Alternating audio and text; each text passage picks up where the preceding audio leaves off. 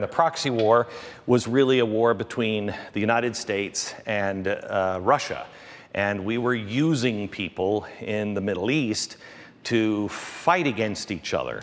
That's what's happening today. We're using really, really bad people on our side, like the PKK, which is the Turks, but it is the Syrian Turks. And the Syrian Turks are not the Turks that we always abandon and leave to their own defenses.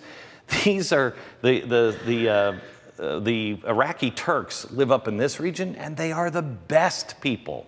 They love America. They love freedom. They like to mind their own business. They just want to be left alone. That's not the Syrian Turks or the Syrian Kurds.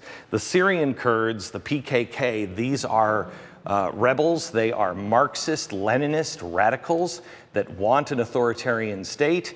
They are also terrorists. They want part of Turkey and they want part of Syria. That's why they're fighting against ISIS.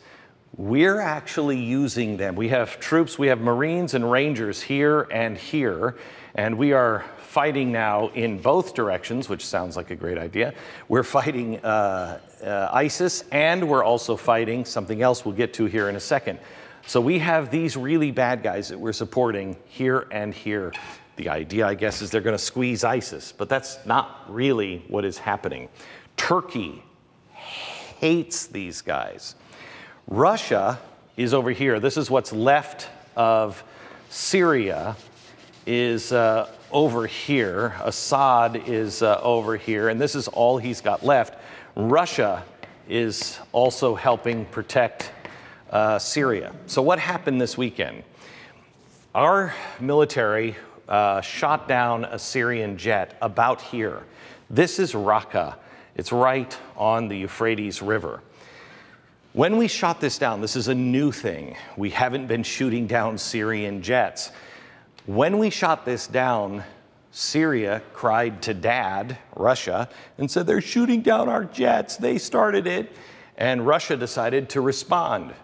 They have already taken away the communication systems that we had because this is such a tight area and there's so many jets and fighters flying around from everybody, Turkey and Syria and Russia, the United States.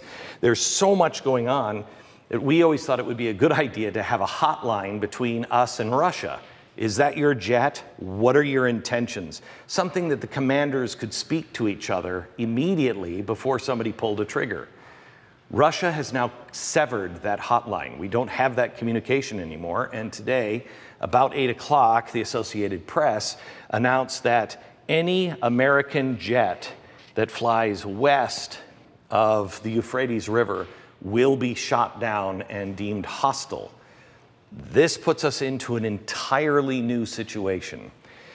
They don't want us anywhere around here because the Russians, remember, if you go back to an early show, I think probably on CNN that we did, we are looking at the days of Gog and Magog, and those typically now are believed to be Iran, and to the north, Mother Russia. And in no time in human history have these two countries ever been allies until recently. They are now allies, Gog and Magog. Iran is pushing over here. This is Iraq, and we're really only kind of playing a role over in this area. Iran is sensing the weakness of the area, and they want to make a crescent shape here. They'd like to control all of this in the Middle East and push up here and control this as well. So this would push them, and they would be right on the border with Turkey. So they would control all of this territory. Kind of sounds like a caliphate. Russia will be cool with that. Turkey will not. You will have the détente, if you will, if we get there, of a, the phone's ringing someplace. We will get down to détente, pushing down this way, while Russia backs Iraq.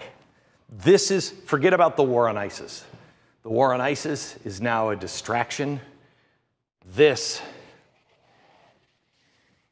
is what's coming.